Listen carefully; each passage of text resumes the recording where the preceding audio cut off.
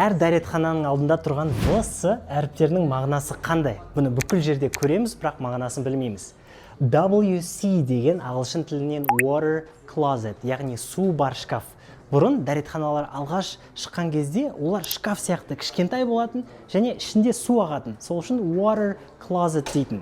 Америкада дәретхананы жиі restroom дейді, немесе bathroom, кейде lavatory, ал WC көбінесе Еуропада тараған термин. Ағылшын тілі туралы қызық факт білгің келсе, осы парақшаға тіркел. Осыға дейін болмаған жаңа жылға орай 7 күндік науқан. Менің 4 үздік курсым 383 мың теңгенің орнына 49.990 теңге. Бұл пакеттің ішіне кіретіні IELTS 9-дан 0 курсы, English Progress Course, American Accent Challenge және Shadowing Marathon.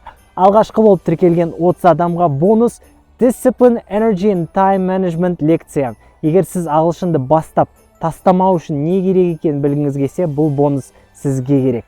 Тіркелу үшін менің жекеме 4 курс деп жазыңыз.